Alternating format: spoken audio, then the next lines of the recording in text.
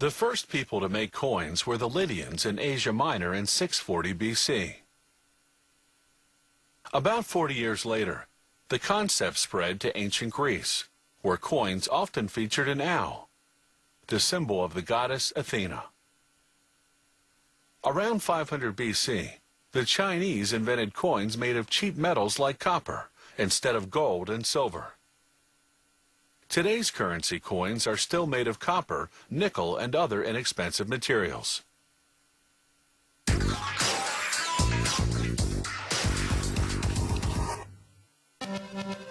The Mint manufactures collector coins using sterling silver, as well as sterling scraps left over from making other coins. The silver goes into a casting furnace at 2100 degrees Fahrenheit. The melted silver is cast into a continuous bar about 1.5 inches high by 5 inches wide. A machine cuts the continuous bar into individual bars about 30 inches long.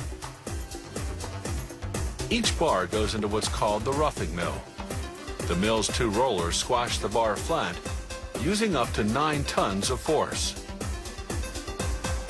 It takes up to a dozen passes to flatten the bar into a strip just ½ an inch thick. A machine called the finishing mill thins the strip out even more to what will be the final thickness of the coin, anywhere from 3/100ths of an inch to 2/10ths of an inch depending on the denomination. Next, the blanking machine stamps out blank coins. The silver that's left over, called sisal, goes back into the casting furnace, where it's melted down into fresh bars of silver. The next stops for the blanks is the rimming machine, whose spinning wheel presses a raised edge or rim on each one. The blanks then go into a tub filled with water, cleaning solutions, and steel beads. The beads act as an abrasive agent, smoothing and polishing the blanks. After a 20-minute cycle, they empty the tub's contents into a sifter to separate the blanks from the beads. Workers then towel dry the blanks by hand. This ensures there'll be no water stains on the coins. Throughout the coin-making process, as the silver is worked, it becomes brittle. So brittle that it could easily break when struck. That's why, at several stages, the metal goes through an oven called an annealing furnace. The coin design comprises artwork or a photograph or a combination of both. This coin will feature a photograph of Queen Elizabeth provided by Buckingham Palace. The artist uses a computer program to design a collage of various elements. Once Mint officials approve the final design, the process of engraving can begin. They take a plaster disc that's 10.5 inches in diameter. The computer guides the engraving machine to turn the one-dimensional computer design into a 3-dimensional version in rough detail.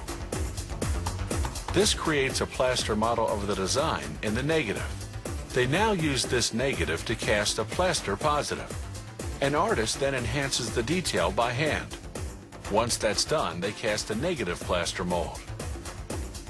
From that, they then cast a positive mold, this time in rubber. From the rubber, they cast a negative mold out of hard black epoxy. They mount the epoxy model on a machine called a pantograph, which is essentially a reducing machine. It traces the model and cuts a version 1.5 times smaller in brass. This reduction process takes 36 hours. Then, an engraver takes the brass model and fine-tunes the design under a microscope. At this stage, the engraver also adds the lettering, noting the year, the denomination, and the country of issue. Then comes another 36-hour reduction process. They reduce this brass model to 1.5 times its size to create what's called a matrix, a negative model made of high-grade steel that's the final size of the coin. Then they strike the matrix onto a block of steel, which creates a positive called a punch. Then they strike the punch onto another steel block to create a negative called a die. The coins are made, one at a time, in the coin press. There are 2 dies per coin, one for each side, positioned above and below the blank. They strike simultaneously, not once but twice, to create a high-quality impression. In contrast, circulation coins are struck just once on high-speed machines that make several hundred coins per minute.